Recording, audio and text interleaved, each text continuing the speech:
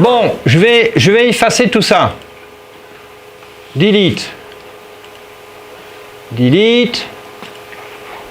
Delete. Bon, voilà. J'ai une impédance que j'ai mesurée au nano VNA. Je la mets là. J'ai 24 ohms plus J 0,2 ohms. Alors, première chose qu'on peut faire, si je mets un feeder et que je change ici la longueur de mon feeder, qu'est-ce que je fais? Voilà. Alléluia. Je reste sur un rapport d'onde stationnaire constant. Non déplaise au wattmètre et westmètre. Mais le nano VNA, il vous dira la même chose. Bon, alors, delete. Alors, oui. C'est une incertitude de mesure, le petit curseur autour du point qui va... Alors, j'ai activé le balayage en fréquence de 385 MHz à 485 MHz. C'est pour ça que j'ai le lieu géométrique pour simuler vraiment ce que je vois sur le nano VNA. Donc, je vais mettre ici une kappa en parallèle. Bon. Alors, je vois que ici, si je modifie la valeur de ma kappa, voilà, je calcule rien. Hein.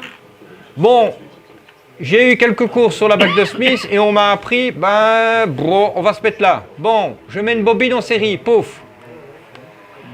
Ah, voilà, bon, alors, je vais me mettre ici, je suis à 18 nanohenry. Bon, si je vais par là, ah oui, non, là, ça ne va pas le faire. Il faut que j'aille rechercher le cercle à conductance constante qui passe par,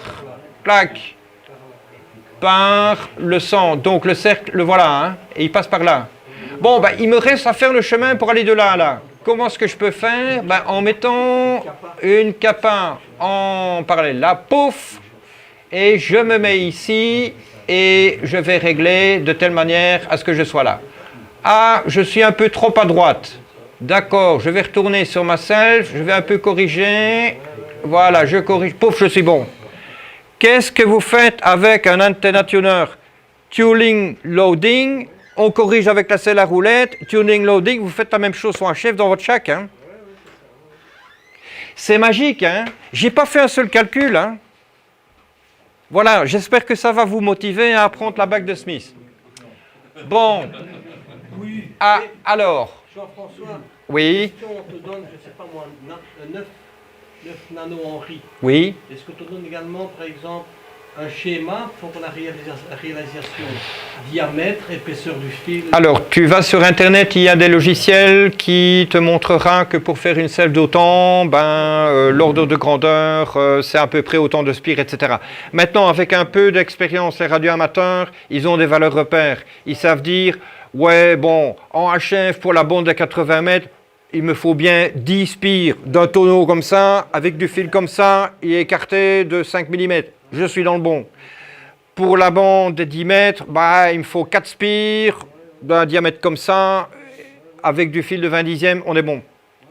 Voilà, on a... C'est souvent du 200 micro-henry et du 110 micro-henry pour le 40 mètres. Ouais, exact. Et on peut faire ça avec des tubes que tu trouves sur AliExpress qui coûtent 3,50 € qui sont déjà... Ah d'accord, c'est des tubes qui servent pour les piscines, pour les Ouais. aquariums, ils viennent faire les jonctions. C'est des tubes, ouais, c'est des tubes. Il n'y a pas des tubes pour les trucs de frigo là, non? Ah, mais c'est déjà tout amené. Ah, Hein. c'est déjà fait. C'est déjà un Voilà. tube qui servent met du vraiment fil à faire de des 1 à 8 à 2 dans dedans. les aquariums. Si vous avez encore 3 minutes d'attention, je termine et puis après, nous pourrons discuter tant que nous voulons. Donc voilà l'adaptation par stup. Alors, donc, ici, je vous ai montré que si je passe sur l'autre graphique qui est celui-là, si je modifie ici l'emplacement du stup par rapport à l'antenne, regardez ce qui se passe. Extraordinaire. Donc, ce n'est pas le stup que je devais toucher, parce que regardez, vous voyez ce qui se passe? Voilà. Donc là, j'étais à l'optimal, et puis là, je positionne mon stup. et là je reste en adaptation quasi parfaite. Bon. Voilà, il y a une petite itération à faire. Alors, bon, regardez, je me remets ici. Donc, j'ai ici... Ah oui, donc ce que je pouvais faire aussi, c'était faire ceci. Donc, c'est le premier point d'interception. François, Oui. est-ce qu'on peut faire, par exemple, tu me disais parfois, si on est trop près du connecteur, Voilà. ensemble faire 2 tours. Ah oui, oui. 2 tours de ton labac, je veux dire. Oui, absolument, absolument. Alors, regardez, ici, je suis à 3 cm de l'antenne. Et ici, bah, évidemment, il faut que je prenne un stup, mais qui aille dans l'autre sens. Donc, regardez, je vais avoir un stup ici qui va avoir une longueur de 21 cm. Et ici, ben, je dois me trouver à 3 cm de l'antenne. Ben, attendez, là, oui, oui, il y a moyen. Alors, un jour, un radioamateur, lisant l'article que j'ai publié sur la bague de Smith, il dit, tiens, j'ai une antenne Yagi VHF, j'ai une impédance qui fait autant d'ohms, plus J autant quelque chose, et il me dit, j'aimerais bien mettre un stup symétrique. Oui, et alors je dis, mais tiens, regardez, votre impédance d'antenne, bon, je vais un peu m'écarter de ça, oui, je vais un peu m'écarter de ça pour ne pas influencer. Il me dit, bon voilà, moi j'ai mon impédance d'antenne qui est là. Là. Eh bien, j'ai dit, écoutez, vous mettez un stup directement au dipôle et zoom, vous vous ramenez là-bas. Et je lui ai dit, vous avez remarqué que votre impédance, elle n'est pas là, mais elle est déjà sur un cercle à conductance constante qui passe par le centre de la bague. Alors il me dit, bah, tiens, est-ce que je pourrais mettre comme stup un twin lead ajouré de 450 ohms? Est-ce que je suis obligé de mettre 50 ohms? Non. Vous pouvez mettre un stup de l'impédance caractéristique de ligne que vous voulez.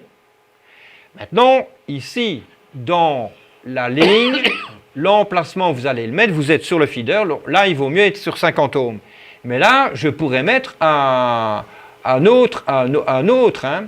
Alors, on va faire la simulation. Un peu comme une épingle à cheveux, même un système comme ça, un genre d'épingle à cheveux. Oui, c'est presque un hairpin. Oui, oui, tout à fait, tout à fait.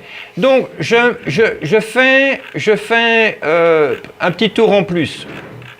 Voilà, je vais là-bas. Donc, je retrouve mes 21 cm. C'est bien ça, hein? Bon, maintenant, il y a un peu l'expérience avec la longueur du connecteur, etc. Cut and try. Vous y arriverez. Avec le nano VNA, vous y arriverez. Donc, je vais recorriger ici la longueur du stup de telle manière à me retrouver au centre de la bague. Alors, qu'est-ce que je voulais vous montrer? Ah ouais, ici 50 ohms.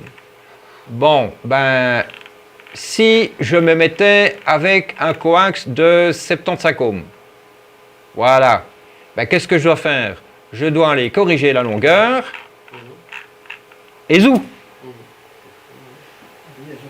Et zou, oui, Jean-François. Justement, ma question était à ce niveau-là. À partir du moment où je passe avec un coax de 75 ohms, je vais élargir ma bande passante.